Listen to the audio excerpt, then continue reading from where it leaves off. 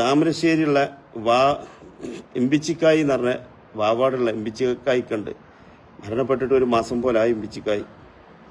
ഇമ്പിച്ചിക്കായിൻ്റെ വാക്കൊന്നും പറഞ്ഞാൽ തീരില്ല. വാവാടുകാർക്കൊക്കെ ജീവനാ. ഇമ്പിച്ചിക്കായി എന്ന ആ വലിയ മനുഷ്യസ്നേഹി ഞാൻ പരിചയപ്പെട്ടിട്ട് ഒരു 2 മാസമായിട്ടുള്ളൂ.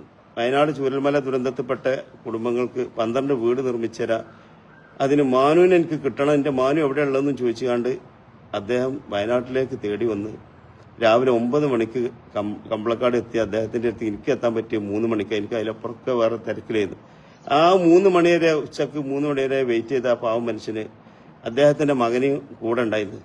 ആ സ്ഥലം പോയി കണ്ടു. ലക്ഷറി വീടുകളാണ് മോനോ നമ്മളെ ചൂരൽമല മുണ്ടക്കൈക്കാർക്ക് ഞങ്ങൾ ഉണ്ടാക്കുന്ന 12 വീട്. അതിൽ അവർക്ക് എല്ലാ സൗകര്യത്തോടുള്ള വീടാണ്. ഇതെൻ്റെ മോനാണ് മോനോ. മോൻ കാണണം ഞാൻ ചെയ്യുന്ന പ്രവൃത്തി. മോനെ ഞാൻ സമ്പാദിച്ച് കൂട്ടാനുള്ള പ്രവൃത്തി കാട്ടി കൊടുത്തിട്ടുണ്ട്. ബിസിനസ് എങ്ങനെ ചെയ്യണമെന്ന് മരക്കച്ചവടമാണ്. ആ കച്ചവടത്തിലൊക്കെ മോനെ ഞാൻ കഴിവ് കാട്ടി കൊടുത്തു. പക്ഷേ എൻ്റെ ഈ കച്ചവടം അറിയണം, മനുഷ്യരെ സഹായിക്കാനുള്ള ആ മനസ്സുള്ള ആ ഒരു ബിസിനസ്സും അറിയണം. നാളെ ഞാൻ പോയാലും അവന് കാണിച്ചു കൊടുക്കണം.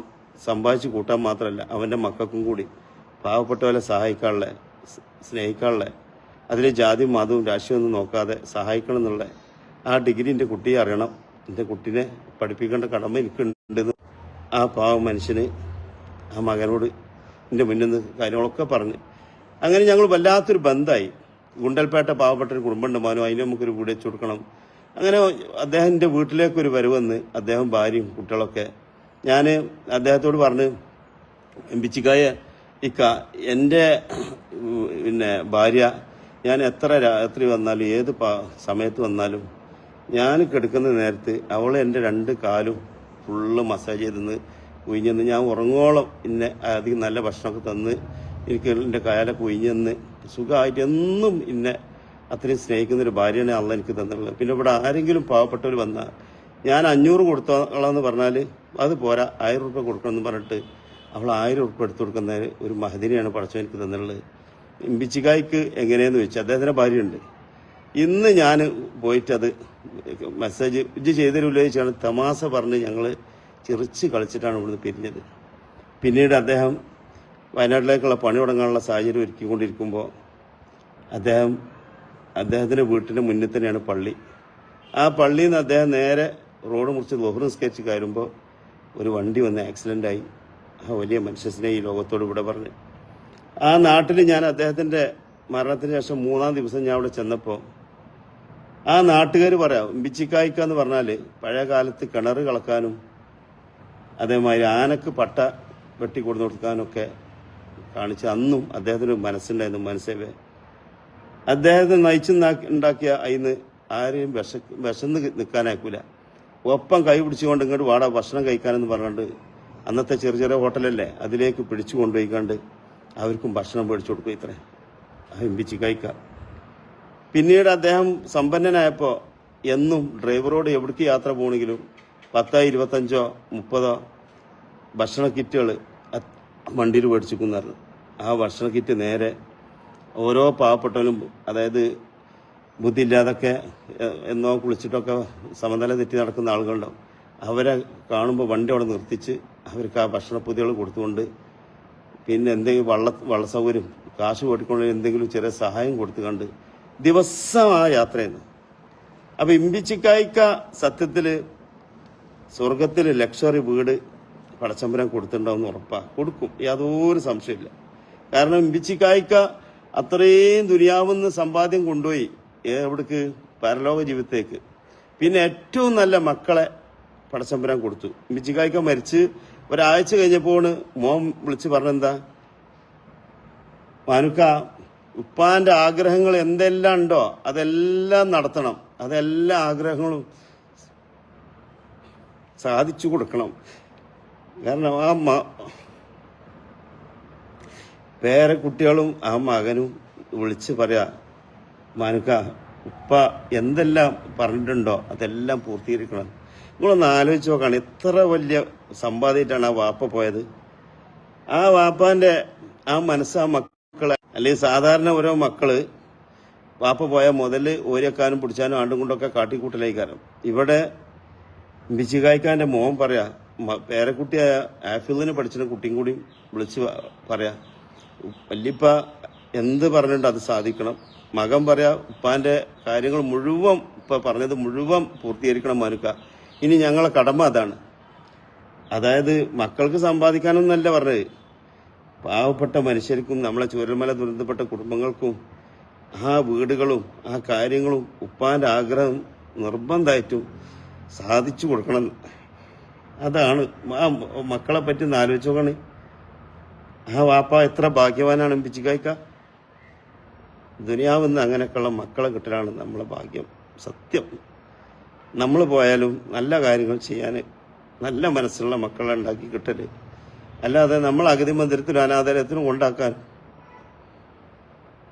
അങ്ങനെയൊന്നുള്ള മക്കളെ നമുക്കാർക്ക് കിട്ടാതിരിക്കട്ടെ. ഒരുപാട് അനുഭവങ്ങൾ നമ്മൾ കാണലുണ്ട്.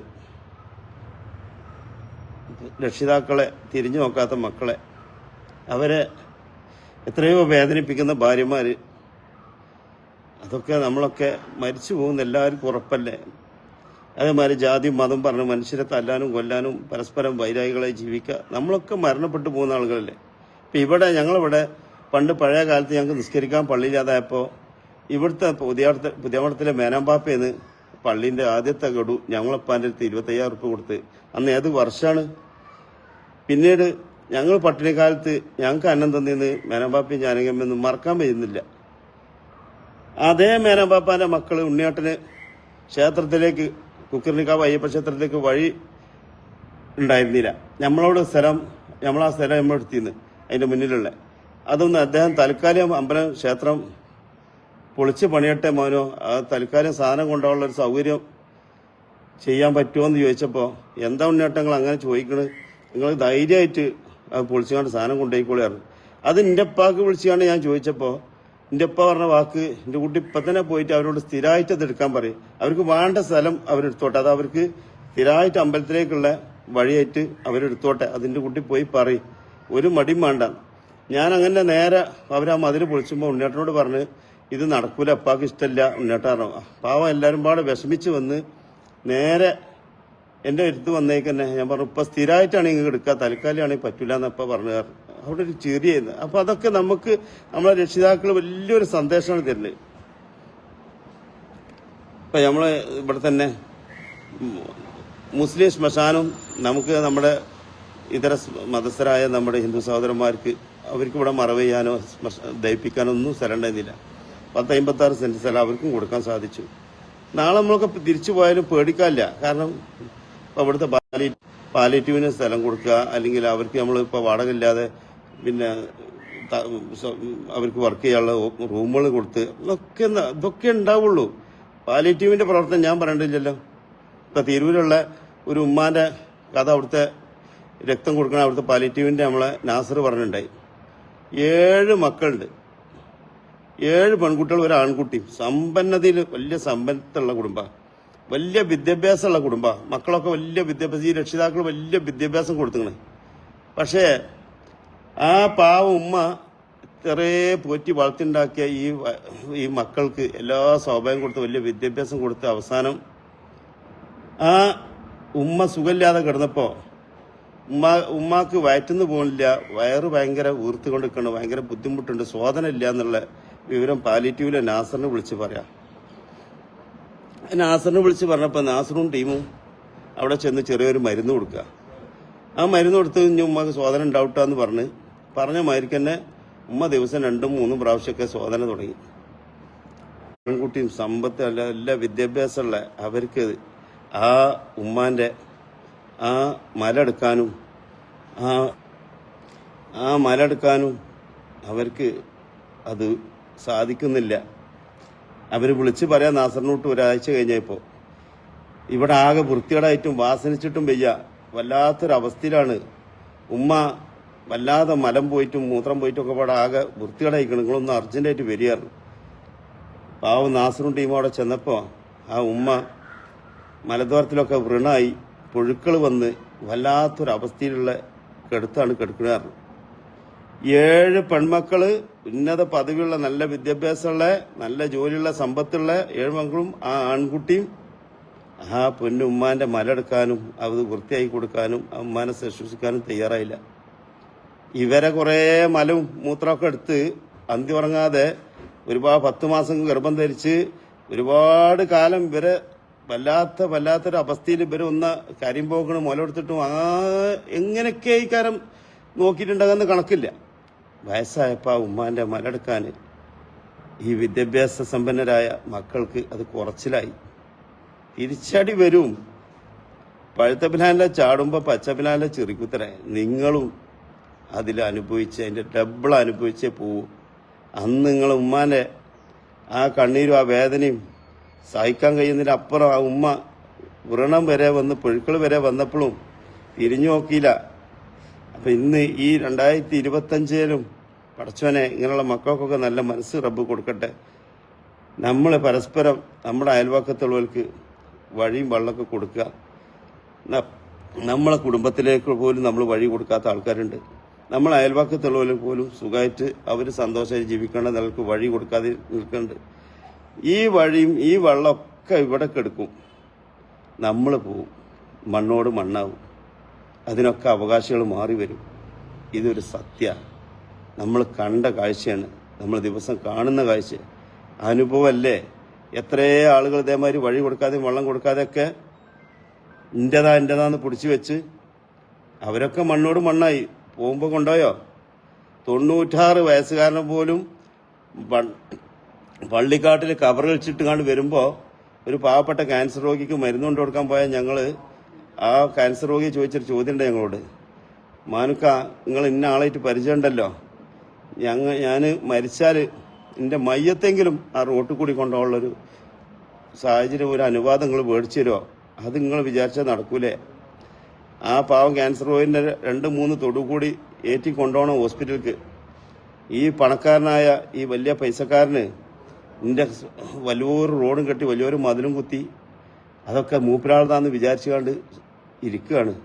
പക്ഷേ ഞങ്ങൾ ഭാഗ്യത്തിന് താഴത്ത് ഇറങ്ങി വന്നപ്പോൾ റോഡ് സൈഡിൽ നിന്ന് തന്നെ അദ്ദേഹത്തിനെ പഠിച്ചു നമ്മളെ മുന്നിൽ കാണിച്ചു തരുന്നു. വടിയും കുത്തി വരുന്ന എല്ലും കോലും ആയ ആ 96 വയസ്സുകാരന് എവിടുന്നാ മാനു എന്ന് ചോദിച്ചപ്പോൾ ആ ക്യാൻസർ രോഗിക്ക് മരുന്ന് കൊടുക്കാൻ പോയത് നിൽക്കാം, എന്തൊക്കെയാ അജിക്കാൻ്റെ വിവരം എന്ന് ചോദിച്ചപ്പോൾ സുഖമാണ്, ഞാൻ പള്ളിയിൽ നിന്ന് വരികയാണ്, അവിടെ കബർ കളിച്ചിട്ടുണ്ടെന്ന് എനിക്ക്, ഇനിയിപ്പോൾ അവിടെ എത്ര ദിവസം വെച്ചിട്ട് എത്ര കാലം വെച്ചിട്ടാ, വയസ്സായില്ലേ, മരിച്ചു പോണ്ടേ, അപ്പോൾ അതൊക്കെ ചെയ്ത് വെച്ചാൽ മക്കൾക്ക് ബുദ്ധിമുട്ടില്ലല്ലോ. ആ പറഞ്ഞ മനുഷ്യനോട് ഞങ്ങൾ ഈ പറയപ്പെട്ട രോഗിൻ്റെ വിഷമം പറഞ്ഞ് മരണപ്പെട്ടാരെങ്കിലും അന്ന് കൊണ്ടുപോകാൻ മതിൽ ഞാൻ പിന്നെ കുത്തിത്തരാൻ അജിക്ക, അത് ഞാൻ മൂപ്പരാൾക്ക് ഉറപ്പ് കൊടുത്തിരുന്നു, മരിച്ചാൽ നമുക്ക് കൊണ്ടുപോകാനുള്ള അനുമതിയെല്ലാം കൊടുത്തൂടെ എന്ന്. അതിൻ്റെ റോഡാ, ആ കാര്യം ഇങ്ങോട്ട് പറയണ്ട. അത് സുപ്രീം കോടതി പോയാലും കൊടുക്കൂല. 5-6 കുടുംബമുണ്ട് അവിടെ, പക്ഷെ ഒരാൾക്കും കൊടുക്കുക. അത് എൻ്റെ റോഡാണ്. 96 വയസ്സുകാരന് പള്ളിക്കാട്ടിൽ സ്വന്തമായിട്ടുള്ള 6 അടി മണ്ണ് കവറൊക്കെ കളച്ചിട്ട് ആ വീടൊക്കെ വൃത്തിയാക്കി അതിന് പൈസ കൊടുത്ത് തിരിച്ചു വരുന്ന ആള് പറയാണ് അത് എൻ്റെ റോഡാ, അത് എൻ്റെ സുപ്രീം കോടതി പോയാലും കൊടുക്കൂല. ആ വർത്തനെ പറയണ്ട. അതൊക്കെ അറിയാം, ഞാൻ മരിക്കുന്നും ഞാൻ മരണത്തിന് എൻ്റെ വീട് ഒരുക്കി കഴിഞ്ഞുവെന്നും നാട്ടിലുണ്ടാക്കിയ വീട്ടിലല്ല എനിക്ക് അവിടെ പള്ളിക്കാട്ടിൽ എന്നെ കൊണ്ടുപോകുന്നും ഉറപ്പിച്ച മനുഷ്യനാ. അപ്പോഴും 96 വയസ്സായ മനുഷ്യനും വാശി തീർന്നില്ല. എങ്ങനെ കൊറോണ, നിപ്പ, പ്രളയം, ദുരന്തങ്ങളൊക്കെ വരാതിരിക്കുക? ഇങ്ങനെയുള്ള മനുഷ്യര് പടച്ചവനെ ഉണ്ടാകുന്നിടത്തോളം കാലം അതിലൊക്കെ ഇനി ഇതിനെക്കാട്ടും വലിയ ദുരന്തങ്ങളൊക്കെ ഉള്ള കാണിച്ചു തരും. നമ്മൾ ഓരോ കല്യാണമൊക്കെ നടത്തുമ്പോൾ 3 ദിവസം 4 ദിവസം അടിച്ചു പൊളിച്ച ഭക്ഷണങ്ങൾ എന്തെല്ലാം ദൂർത്ത് കാട്ടിക്കൂട്ടിയിട്ട് എന്തെല്ലാം രീതിയിൽ ദൂർത്ത് കാട്ടാൻ പറ്റും അതെല്ലാം കാട്ടിക്കൂട്ടി നമ്മളെ അയൽവക്കത്ത് പാവപ്പെട്ട രോഗികളുണ്ടാവും, നമ്മളെ നാട്ടിൽ പാവപ്പെട്ട കുട്ടികളെ കെട്ടിക്കാണ്ടാവും, നമ്മളെ നാട്ടിൽ പാവപ്പെട്ട കുടുംബങ്ങൾ വീട് ഇല്ലാത്തവരുണ്ടാവും.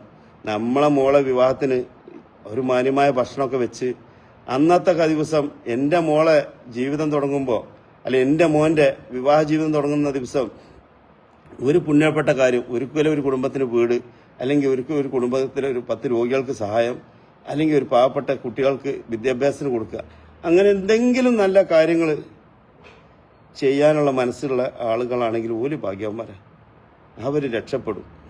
കാരണം നമ്മൾ ദൂർത്തൊക്കെ നമ്മൾ കാണിക്കുമ്പോൾ ആലോചിക്കുക, തിരിച്ചടി ഒരു ദിവസം നമുക്കുണ്ടാവും.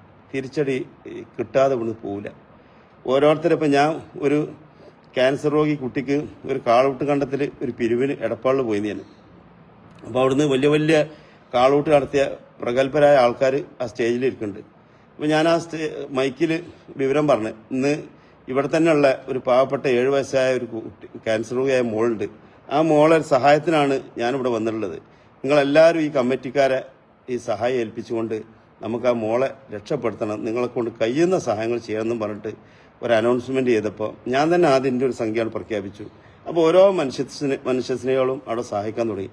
പക്ഷെ അതിൽ 7 കോടിയോളം ആ വെള്ളത്തിൽ, ആ കാളപൂട്ട് കണ്ടത്തിൽ കലക്കിയ മനുഷ്യന് ആ സ്റ്റേജിന്റെ ഏറ്റവും ബാക്കിലായിരിക്കുന്നത്. അദ്ദേഹത്തിന് ഒരു വിളിയാണ്, മാനുവോ ഞാൻ ആരൊക്കെ എഴുതിന്ന് പറഞ്ഞാണ്ട് എഴുതിച്ചുമ്പോഴാണ് എന്നെ ഒരൊറ്റ വിളി വിളിച്ചത്. എൻ്റെ കയ്യിൽ 500 രൂപ പോലും എടുക്കാനില്ല മാനു. ഞാനൊരു കാലത്ത് സിംഹമായിരുന്നു, ഇപ്പൊ പല്ല് പോയ സിംഹമാണ്. അതാണ് ഇന്ന് ഏറ്റവും ബാക്കിൽ ഇരുത്തിയിട്ടുള്ളത്. അല്ലെങ്കിൽ ഞാനിന്ന് മാനു ഇരിക്കുന്ന ആ മുന്നിലെ സീറ്റിലാണ് ഞാൻ ഇരിക്കേണ്ടത് എൻ്റെ അടുത്ത്. പക്ഷേ ഇന്ന് ഞാൻ എത്രയും ബാക്കിൽ ഇരിക്കേണ്ടി വന്നിട്ടുണ്ടെങ്കിൽ ഞാൻ ഈ കണ്ടത്തിൽ 7 കോടിയോളം കലക്കിയിട്ടുണ്ട്. ഞാൻ ഒരു 500 റുപ്യ പോലും എനിക്ക് എൻ്റെ മാനുവിന് തരാനില്ല ഈ ഒരു പാവപ്പെട്ട കുട്ടിക്ക് വേണ്ടിയിട്ട്. സത്യമാണ് മാനു ഞാൻ പറയേണ്ടത്. ആളോട്ടും തമാശയൊക്കെ ആയിക്കോട്ടെ, ഇപ്പം നല്ല മനുഷ്യനുണ്ട്, കരകാടുള്ള അലി സാഹിബ് പറഞ്ഞ മനുഷ്യസ്നേഹമുണ്ട്. അദ്ദേഹം കാളൂട്ടൊക്കെ ഉണ്ട്, പക്ഷെ അദ്ദേഹം നല്ലോണം പാവപ്പെട്ടവരെ സഹായിക്കും. നല്ല സഹായങ്ങളും അങ്ങനെ ഉള്ള മനുഷ്യസ്നേഹമുണ്ട്. ഏതായാലും എല്ലാവർക്കും നല്ല മനസ്സ് കൊടുക്കട്ടെ പഠിച്ചാൽ. നമ്മൾ ഇമ്പിച്ചിക്കായി മരിച്ചു പോയിട്ട് കുറച്ച് നിങ്ങളൊക്കെ ദുആ ചെയ്യണം. ഇമ്പിച്ചിക്കായി ഇപ്പോഴും ഞാൻ ആ മനുഷ്യനെ പറ്റി പറയുമ്പോൾ ചിരിച്ചുകൊണ്ട് എൻ്റെ ഹൃദയത്തിൽ നിൽക്കുകയാണ് ആ വലിയ മനുഷ്യന്. അതിന് അത്രയും സ്നേഹമാണ് 2 മാസം കൊണ്ട് അദ്ദേഹം നമ്മളെ മുന്നിൽ കാണിച്ചു തന്നത്. മറക്കാൻ കഴിയുന്നില്ല. അപ്പോൾ എല്ലാവർക്കും പഠിച്ചവന് മരിച്ചു പോയവർക്കൊക്കെ നല്ലത് കൊടുക്കട്ടെ. ഇനി ജീവിച്ചിരിക്കുന്ന നമ്മളെ നല്ല കാര്യങ്ങൾ ചെയ്തുകൊണ്ട് നാളെ നമ്മളുണ്ടോയെന്ന് പോലും ഒരു ഉറപ്പില്ലാത്ത ജീവിതമാണ് നമുക്കൊക്കെ. നമ്മൾ പറയും അടുത്ത കൊല്ലത്തേക്ക് പല പദ്ധതി ആസൂത്രണം ചെയ്യും. അതൊന്നും നമുക്ക് പ്രതീക്ഷയില്ല. നാളെ നമുക്കൊരു ഉറപ്പില്ല.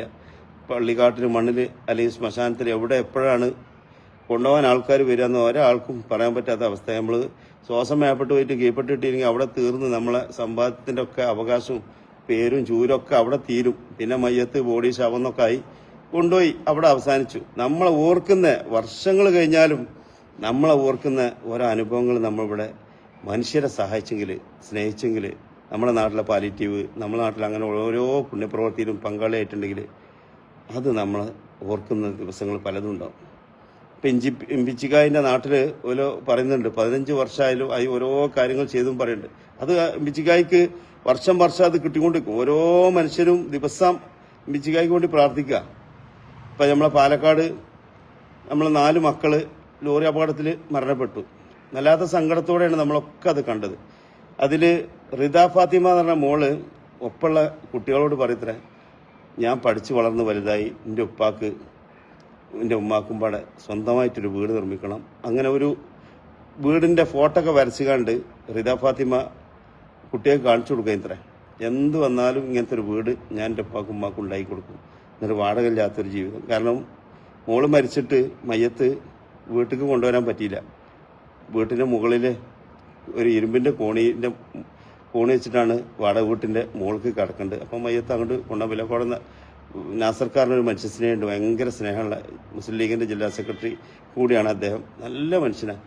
അദ്ദേഹത്തിൻ്റെ വീട്ടിലേക്കാണ് മയ്യത്ത് വെച്ച്. അപ്പം ഏതായാലും റിദ ഫാത്തിമ എന്ന നമ്മളെ മോളൂട്ടിൻ്റെ അവൾ സ്വർഗത്തിൽ നിന്നിട്ട് ആസ്വദിച്ച് കാണട്ടെ. വീട് നിർമ്മാണം തീരുമാനത്തിലെത്തി. സ്ഥലം നമുക്ക് അവിടെ ഒരു അബ്ദുറഹ്മാനാജി പറഞ്ഞ ആൾ 3 സെന്റ് സ്ഥലവും മറ്റൊരു തച്ചമ്പാറ മെമ്പർ മണിയേക്കാന്ന് പറഞ്ഞ മനുഷ്യസ്നേഹി 2 സെന്റും മേടിച്ചെന്നു. കിണർ നമുക്കൊരു മനുഷ്യസ്നേഹി കളച്ച് തരുന്നുകൊണ്ട് പണിയെടുക്കുന്നുണ്ട്. പിന്നെ തറപ്പണി സേതൽവ്യാക്കാരന് ഒരു പാവം മനുഷ്യന് 4 പെൺകുട്ടികൾ അദ്ദേഹത്തിന്. പക്ഷെ അദ്ദേഹം അന്ന് കൂലിപ്പണിക്ക് കൊണ്ട് തറപ്പണി എടുക്കുന്ന ആളാണ്. എനിക്ക് ആ സാധനം കിട്ടിയാൽ മതി, തറപ്പണി എൻ്റെ വക ഫ്രീ, അതിലൊരു വിട്ടുവീഴ്ചയില്ല. അപ്പോൾ നോക്കുകയാണെങ്കിൽ സേതൽവ്യാക്കാൻ്റെ മനസ്സ്, സേതൽവ്യാക്കാക്ക് 4 മക്കളാണ്. ആ 4 മക്കൾ പെൺകുട്ടികളാണ്. എന്നിട്ടും റിദ ഫാത്തിമ മോളെ ആഗ്രഹത്തില്ല ആ തറപ്പണി അതിൻ്റെ കൂലി എനിക്ക് വേണ്ട, അത് എൻ്റെ വക മാനുക്ക. അങ്ങനെയൊക്കെയുള്ള മനുഷ്യരുണ്ട്. പിന്നെ നമ്മളെ കുറ്റൂര് അബ്ദുറഹ്മാനാജി, എൻ്റെ ഏട്ടൻ റിവേറ വാട്ടറിൻ്റെ അലി മൊയ്തീൻക, ഞങ്ങളെ പെരിന്തൽമണ്ണുള്ള ഓടമലുള്ള അദ്വജി, അങ്ങനെ കുറേ മനുഷ്യർ. ഇന്നിപ്പോൾ നമ്മളെ വല്ലപ്പുഴയുള്ള അനീഫാജി, അലൈനിൽ മാർക്കറ്റിൽ പച്ചക്കറി കട നടത്തിയുന്ന ആജിക്ക് വിളിച്ചുകൊണ്ട് വയനാട്ടിൽ ഇപ്പോൾ ഞങ്ങൾ കുറച്ചും പാട് സ്ഥലം പുതിയ എടുത്തിട്ടുണ്ട്. മാനു അതിൽ ആ പുതിയ എടുത്ത സ്ഥലത്ത് ഒരു കിണറിൻ്റെ വക ഇട്ടാ ഇന്ന് ഓഫറാണ്. ഒരു കിണറിൻ്റെ വക ചെയ്യാന്ന് പറഞ്ഞിട്ട് ഇന്ന് വിളിച്ചിരുന്നു. അപ്പോൾ ഏതായാലും ഇൻഷാ അല്ലാ നമുക്ക് എല്ലാവർക്കും നല്ലത് മാത്രം വരുത്തട്ടെ പഠിച്ചവന്. എല്ലാവരെയും തെറ്റുകളും കുറ്റങ്ങളൊന്നും ഇല്ലാത്ത മനുഷ്യരുണ്ടാവില്ല. തിരുത്താനും ചിന്തിക്കാനും നല്ല മനുഷ്യനായി ജീവിക്കാനും അതേമാതിരി നമ്മുടെ വയനാട് ചുവല്ലന്മാരെ ദുരന്തം അങ്ങനെയുള്ള വിഷമങ്ങളൊന്നും ഇനി നമുക്ക് ഈ 2025 തരാതിരിക്കട്ടെ. രക്ഷിതാക്കളെ നമ്മൾ സ്നേഹിക്കുക, നമ്മളെ അയൽവക്കത്ത് നമ്മൾ ചെയ്യാൻ കഴിയുന്ന സഹായങ്ങൾ ചെയ്യുക. ദൂർത്തും അഹങ്കാരം കിബറും അസൂയൊക്കെ പണമുണ്ട് എനിക്ക് എന്തും ആവാന്നുള്ള ഇതൊക്കെ അവസാനിപ്പിച്ച് ഒരു മനുഷ്യനായി ജീവിച്ച മനുഷ്യനായി മരിക്കാൻ നോക്കുക. ഇപ്പോൾ കാടാമ്പുള്ള എൻ്റെ ഒരു സുഹൃത്തുണ്ട്, 50-50 വയസ്സിൻ്റെ താഴെയുള്ളൂ. ദിവസം എത്രയോ വരുമാനമാണ്. പക്ഷേ അദ്ദേഹത്തിന് ഇപ്പോൾ 2 വർഷം മുന്നേ ഇടയ്ക്കിടയ്ക്ക് ഒരു തലവേദന വന്നു. മിംസിൽ പോയി അദ്ദേഹം ചികിത്സ ഡോക്ടറോട് അമേരിക്കയിൽ പോയാലും ചികിത്സിക്കാനുള്ള പൈസ ഉണ്ട്. ഡോക്ടർ എന്താ പറഞ്ഞ് ഇതൊരു നല്ല ചെക്കപ്പ് നടത്തണം. അങ്ങനെ MRI സ്കാനും കാര്യമൊക്കെ നടത്ത് അപ്പോൾ തലയിൽ ക്യാൻസർ പിടിച്ചു. അങ്ങനെ നമ്മളിവിടുത്തെ കേരളത്തിൽ ഇപ്പോൾ നമ്മൾ അറിയപ്പെടുന്ന ഡോക്ടറാണ് ഗംഗാധരൻ ഡോക്ടർ. ആ വലിയ മനുഷ്യൻ്റെ അടുത്ത് ചെന്നപ്പോൾ ഇതിന് ഇനി ചികിത്സിച്ചിട്ട് കാര്യമില്ല, ഏറിപ്പോയാൽ ഞങ്ങൾ 6 മാസമേ ജീവിക്കുള്ളൂ എന്ന് സാഫിനോട് അദ്ദേഹത്തോട് നേരെ ഡോക്ടർ വിധി ചെയ്ത. പടച്ചവനെ സാഫിൻ്റെ അവസ്ഥ ഒന്ന് ആലോചിച്ചോനെ. സാഫി എത്രയേ സമ്പാദ്യമുണ്ട്, എല്ലാ സൗഭാഗ്യമുണ്ട്, നല്ല മക്കളുണ്ട്, സമ്പാദ്യം ഇഷ്ടംപോലെ പണമുണ്ട്. സാഫിക്ക് അമേരിക്കയിൽ പോയിട്ടും ചികിത്സിച്ചിട്ട് കാര്യമില്ല എന്ന് ഡോക്ടറും അവിടുന്ന് വിധി എഴുതി.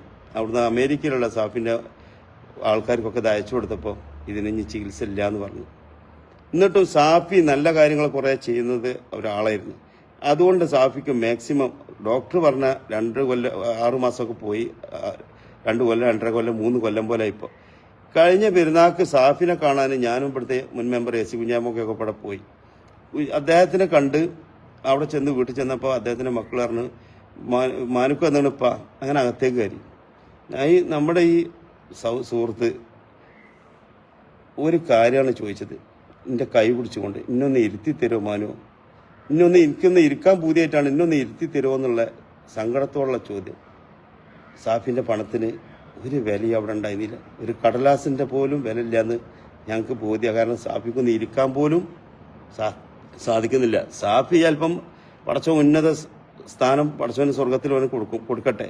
പക്ഷേ അത് നമുക്ക് കാണാനും തിരുത്താനും ചിന്തിക്കാനാണ് റബ്ബ് നമ്മളെ മുന്നിൽ കാണിച്ചു തരുന്നത്. എത്ര പണം ഉണ്ടെങ്കിലും ഒരു രോഗം ഞാൻ തന്നാൽ നിനക്കൊന്നിനും സാധിക്കൂലെന്നും നീ ഒന്ന് ഇരിക്കാൻ പോലും വേണ്ടി സങ്കടപ്പെടുന്ന സാഹചര്യം ഉണ്ടാവും എന്നുള്ളൊരു ഉദാഹരണമാണ് സാഫിൻ്റെ അനുഭവം നമുക്ക് കാണിച്ചിട്ടുണ്ട്. അപ്പോൾ പണം ഉണ്ടെന്ന് വിചാരിച്ചിട്ട് എന്തും ചെയ്യാമെന്നും അഹങ്കാരം കിബറും അസൂയൊക്കെ ഒന്ന് ഒഴിവാക്കാൻ നമ്മൾ ശ്രമിക്കുക. തെറ്റുകൾ പറ്റും തിരുത്താൻ ശ്രമിക്കുക. നമ്മുടെ സാഫിൻ്റെ അനുഭവമൊക്കെ അവന് ചിലപ്പം റബ്ബിൻ്റെ കാവൽ എല്ലാത്തിലും ഉണ്ടാവും. അവനിപ്പോൾ ഒരു ഓർമ്മയും പാടില്ല, ഒരാൾ ചെന്നാൽ പോലും ഓർമ്മയില്ല. പക്ഷെ അത് നമുക്ക് തിരുത്താനും ചിന്തിക്കാനാണ്. എന്തായാലും സാഫി ആയാലും നമ്മളായാലും എല്ലാവരും ഇവിടെ തിരിച്ചു പോകുന്ന ആൾക്കാരാണ്. ഒരാളും ഇവിടെ ജീവിക്കില്ല, എല്ലാവരും മരണത്തിന് കീഴ്പ്പെട്ടേ പറ്റൂ. അതിൽ നല്ല എന്തെങ്കിലും ജീവിതത്തിൽ നമുക്ക് ചെയ്യാൻ കഴിഞ്ഞെങ്കിൽ നമുക്ക് സുഖസുന്ദരമായ ജീവിതം ഉണ്ടാവും. അത് ഇവിടുന്നും അള്ളാഹ് സ്വർഗീയ ജീവിതം തരും, അവിടുന്നും തരും. കാരണം ഇവിടെ സ്വർഗീയ നമ്മൾ പറയും ഒക്കെ മരിച്ചു പോയിട്ട് അതൊക്കെ വെറുതെ, ഒക്കെ പിന്നീടുള്ള അവസ്ഥയല്ലേ. ഇത്ര ഒരു സന്തോഷ ജീവിതം തരുന്നൊരു പുണ്യപ്രവൃത്തി ഈ സഹായം ചെയ്യുമ്പോൾ കിട്ടുന്നൊരു സുഖം സന്തോഷം അത് ഇവിടുന്ന് തന്നെ ആസ്വദിക്കുക എന്നുള്ളൊരു സത്യം. അത് ഓരോ മനുഷ്യനും അറിയാം. ഏതായാലും ഇൻഷാല്ലാ എൻ്റെ വാക്കിൽ എന്തെങ്കിലും തെറ്റോ വാക്കുകളോ ആർക്കെങ്കിലും വിഷമങ്ങളോ വർത്തമാനത്തിലുണ്ടെങ്കിലും പൊരുത്തപ്പെടണം. ഇൻഷാല്ലാ ഞങ്ങൾക്കൊക്കെ വേണ്ടി ദുആ ചെയ്യണം. പടച്ചവനോടുള്ള ആകെയുള്ള ഒരു അഭ്യർത്ഥന ഒറ്റ വാക്കിലുള്ളൂ. ഇവിടുന്ന് റബ്ബ് നമ്മളെ കൊണ്ടുപോകണം അന്ന് പോലും പാവപ്പെട്ടവനെ സഹായിച്ചുകൊണ്ട് അവൻ്റെ ആ മനസ്സിൽ നിന്നുള്ള ആ വിഷമങ്ങൾ മാറിയിട്ടുള്ള ആ സന്തോഷത്തോടുള്ള ആ ഒരു യാത്ര കൊണ്ടുപോകണമെന്നുള്ള ആ മുഖം കാണുമ്പോൾ തന്നെ ആ വിഷമം മാറിയിട്ടുള്ളൊരു സന്തോഷം ഒരു സുഖം കിട്ടുന്നുണ്ട് നമുക്ക്. ആ മനുഷ്യന് സങ്കടത്തോടെ നമ്മളെ മുഖത്ത് നോക്കിയുള്ള ഒരു പുഞ്ചിരിയും കണ്ണീരോടുള്ളൊരു അതൊരു വല്ലാത്ത ലഹരിയാണ്. ആ ആസ്വദിച്ച് അവസാന യാത്ര നമ്മളൊക്കെ പടച്ചവൻ കൊണ്ടുപോട്ടെ. അന്ന് ആ ചിന്തയും ആ സന്തോഷവും നമ്മളെ ഓർമ്മയിൽ നമുക്ക് യാത്ര പോവാം. പടച്ചവനെ സ്വീകരിക്കട്ടെ. താങ്ക്സ് എല്ലാവരോടും.